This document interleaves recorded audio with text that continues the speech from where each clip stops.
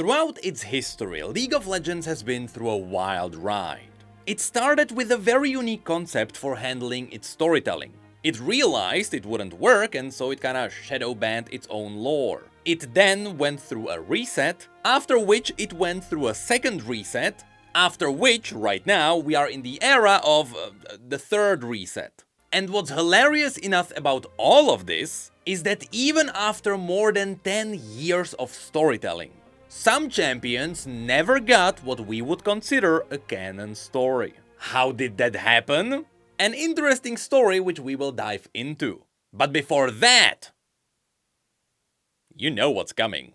When it comes to heroes with stories to be told for eons to come, they are packed in worlds with many different factions, with millions of in-game builds and over 30 different bosses. And crazier yet, what if there is over 800 of these heroes? I like the Shadowkin the most. That's right, that's something you can experience with the help of today's sponsor, Raid Shadow Legends. Yes, they are back. Again. And this time they are celebrating their Spring Hunt minigame, which not only gives you 2 legendary heroes for free, that's if you use my link below, but you also get a chance to win a gaming console and Amazon gift cards with a total value of $10,000. That's not to mention all the in-game goodies that come with it. And all you have to do to enter is to go to springhunt.polarium.com and enter your raid ID, with the Spring Hunt being up until May the 30th.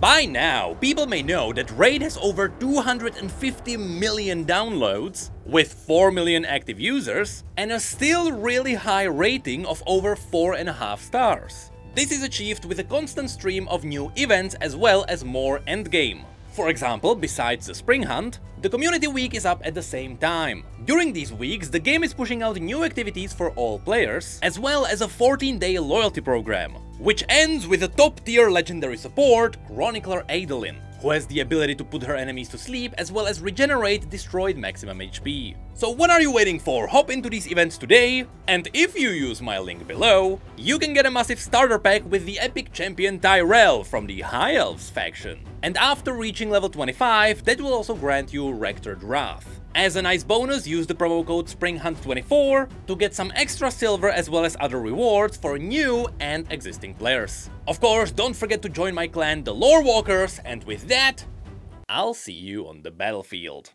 But now, back to League's lore. As I mentioned, League's lore has gone through multiple phases. The first phase is what we refer to as the Journals of Justice. This is what League started with, and it was all quite simple.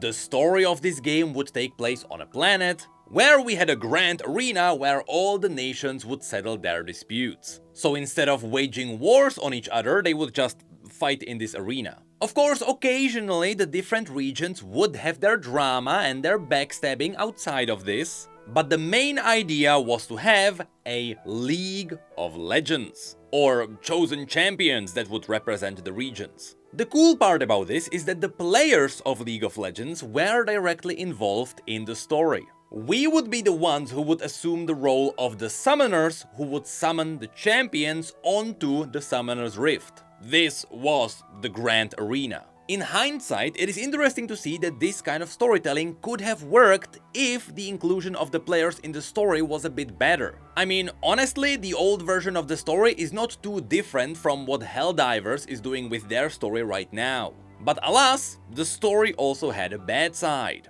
Since the players, as the summoners, were these all-powerful mages who could rip champions across time and space, they rarely had the ability to manipulate the cosmos, which means there could never be a real threat in this universe. That's why most of the story back then was drama and backstabbing and stuff like that. And from all of those stories, I love this one quote from an interview that happened 14 years ago. "Your League of Legends is not what you think, and your summoners are not heroes. Beware." That's the kind of mind games Riot was playing back then. Now, after Riot realized that this kind of story wouldn't work for them, they didn't just fully reset the universe from the get-go. For quite a while, they just stopped referencing anything related to the Summoners or to the Summoner's Rift.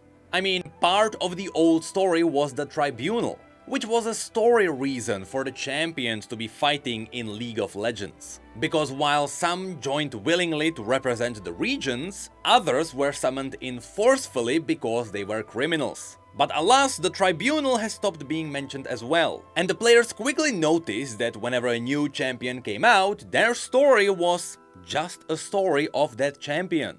And this is where the first reset happened, because this continued for a while until finally Riot said, "Yep, we're resetting it." There would be no more Journals of Justice, no more Tribunal. Just a world with the stories of the champions.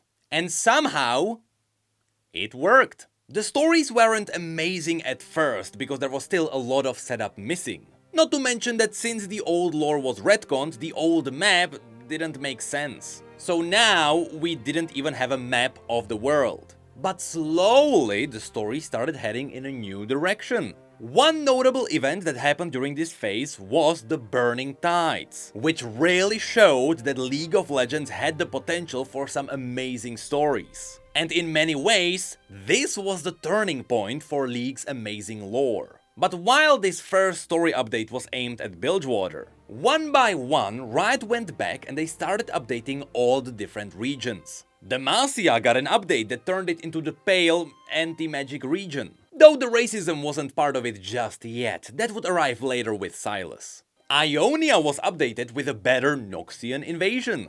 And it even set up some lore for the Darkin, who, back then were aliens from another planet. And a really big update that came later was one to Piltover and Zaun. It was the one that merged these two separate cities into one where one was above the other. And as part of this update, we got a piece of the new map.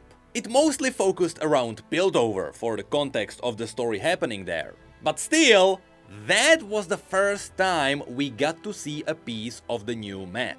The thing here is, after the regions got finally updated, they had to be updated with their stories interlocking with what came before. This meant that the newly updated regions were always cooler than the older ones, because they simply had more of the context of the entire planet. And that is why the second reset came in. It wasn't a massive reset, about 90% of the stories that came before stayed the same.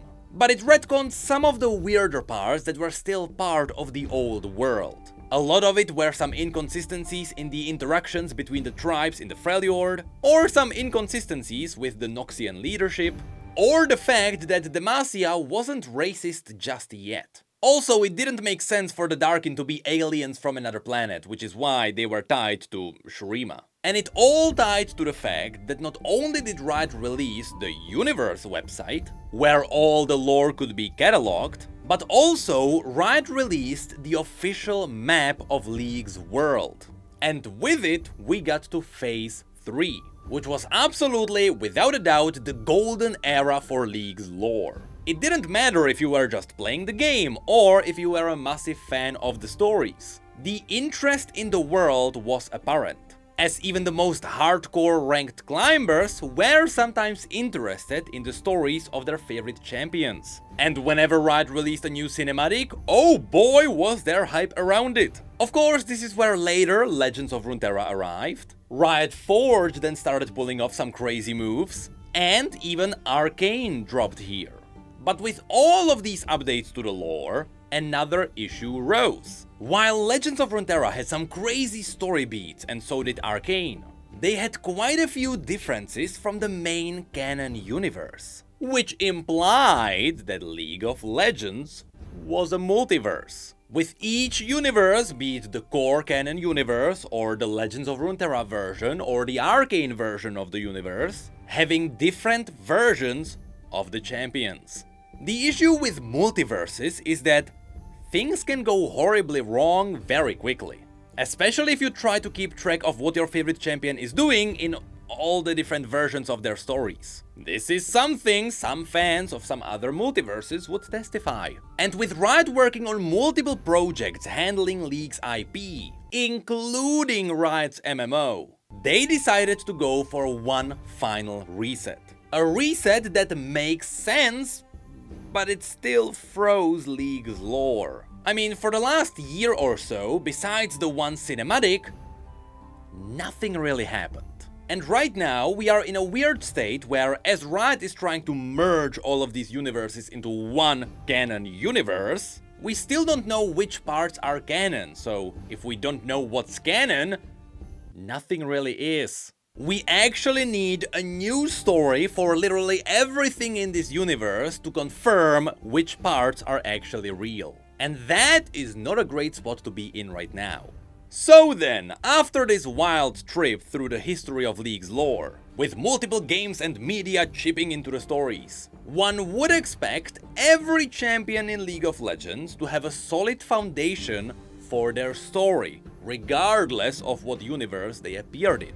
Right? Right. Well, it turns out that after all of this, there are 5 champions who never got their stories updated and they were never put into the canon universe. See, most other champions, even the smaller ones, got at least something. Like a mention in a canon story, or a general update of at least 5 sentences of lore. For example, Amumu got a short story where we learned nothing about what Amumu even is, but we know he's real in the universe. Or Alistar, who never became part of any big story in League of Legends, but at least his bio got updated and we know he's real. But that's not the case for these 5 unfortunate champions, which we don't even know if they exist. And so, let's dive into these. Let's start with the one that may surprise you the most. Because while this champion may have a funny little segregated community, when you go to their story, there's not really much to talk about here, and of course, that one is Corki. Just like all the other Yordles, Corki suffers from a big issue. As Riot went through all the different regions to update them, they kind of forgot about Bandle City, which is the home to all Yordles. And in fact, after the original version of Bandle City was retconned, which is the version which you can see in the old Amumu cinematic, Riot never went back to fix it. And until the day Legends of Runeterra came out with their Yordle-based expansion, we didn't even know what Bandle City looked like. The thing is, while the other Yordles, such as Ziggs and Heimerdinger, who got a cool story in Piltover, which of course later got retconned because Arcane became canon, but at least they were canon for a while. And while Lulu and Tristana got a story where they fought Draven out of all champions, even Rumble got a story in Shurima, Corki never got anything. He was shown in the Legends of Runeterra cinematic, where he got a brand new design, but back then it was already assumed it was an alternative universe. Then recently he was shown in Bandletale, where he got his old design, and even there we didn't really learn what Corki is all about. Not to mention that while Riot confirmed multiple times that Song of Nunu would be canon, they kinda ignored all the other Riot Forge games. So at this point, for almost 10 years now, we still have no idea what Corki's story is about. The closest Yordle to that is Teemo, but even there we know that he's leading the scouts. So Teemo got some lore at least, but Corki was still left behind. And the same can unfortunately be said for the next champion too. Because besides Bandle City, the other place that was also left behind is the Void. Now the Void got a lot of its story through the Void and the Watchers, as well as Belveth in Shurima, and that's not to mention the Icathian War. But while the Void itself got some deep story, the Voidborn that came out of it were rarely mentioned. Luckily for Vel'Koz and Kha'Zix, they got their own stories, one dealing with Demacia and the other one with Rengar. But on the other side, Cho'Gath, we still don't know what he is. The last time Cho'Gath was canon was when the Summoner's Rift was still a thing. Back then, it was a creature that would literally consume worlds. So already it was sketchy to see the Summoners just summon him from the cosmos and let him fight in an arena. But after that was retconned, Cho'Gath simply never got a story. When they tried to update him, they just removed all the mentions of the Summoners. And that's kinda it. If you go through the story that is currently up, you will learn that the Void is a thing, the Voidborn are inside it, and Cho'Gath is Voidborn. That is literally it. We don't know what Cho'Gath is, what he does, how big he is, how smart he is. To us, Cho'Gath just doesn't exist because we don't know anything about him. And unfortunately, the same goes for the second Voidborn that was also left behind. That's right, just like Cho'Gath, Kog'Maw also currently has no canon lore. See, in the old story that was retconned, Kog'Maw was originally summoned from the Void by Malzahar. And while Malzahar's story changed quite a bit over the years, Kog'Maw's story was never touched. So from the perspective of his story, he was still summoned onto Runeterra by Malzahar, after which the story mentions that Kog'Maw gets bigger as he eats things. And that is his entire story. He is literally identical to Cho'Gath. Not only with the amount of story he got, but also with the style of the story. Both just eat and get bigger. Although Kog'Maw is still one step even behind Cho'Gath, because his story mentions that he traveled across the Tempest Flats. Now, if you open up the map of this universe, you might notice that Tempest Flats don't exist. And that's because this is an old place that is found on the old map that does not exist anymore. That is your proof that after the original story was retconned over 10 years ago, Kog'Maw's story was never even touched. Now, for number 2 on this list, we have to mention a champion that is currently holding the crown for the shortest story in the history of League of Legends. Clocking in at the quite amazing 2 sentences of lore. And I really mean 2 whole sentences. We have Twitch. This is just sad. I mean, what do you want me to mention? Not only did he already have nothing in his story, but after Arcane became canon, his nothing is getting retconned. I mean, Twitch did also get a separate story, and I mean, it's not really a story. It is an investigation report where they learn nothing and they just give us a vague description. It's literally just a description of what we can see. So even there, we didn't learn anything. So I hope Arcane is gonna fix that. And this takes us to the king of lore memes. The one champion who not only does not have much, but on top of that, it was officially confirmed that his story is no longer canon, after which he never got anything. And that, of course, is Shaco. Do you wanna see how much lore Shaco has? Well, it's still more than Twitch. But Shaco was still done dirty. You see, the story he has up right now is the story that was written in 2013. And it has not been touched since. I mean, that's over 10 years ago. And I really mean, if you look up Shaco's old lore, that's the one. And what's funny about this is that even back then, the lore was pretty much, no one knows what Shaco is. Is he a demon? Is he a murderer? Is he a killer robot? Who knows?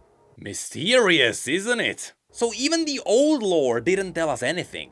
But what stings about this the most is that during the 10th anniversary, where the writers had their Q&A, we learned that they wanted to turn Shaco into a demon that possessed a marionette, similar to something like Fiddlesticks, which would be awesome. That's also why on Universe you can see Shaco related to all the other demons. But unfortunately, the writers never had the time to do this. And no other universe around any other Riot game ever picked Shaco up. So Shaco started as a mysterious nobody, and he stayed as nobody till today. Thank you for coming to my TED Talk about League's lore. It's been a while since we got to talk about the lore of League of Legends without a new champion or a new rework coming. I have to say, this feels kinda nice. I'm in my own environment. It feels refreshing, and honestly, I would like to make more of these videos. Man, I miss all the lore memes about Gragas's lore. Once again, many thanks to Raid Shadow Legends for sponsoring this video.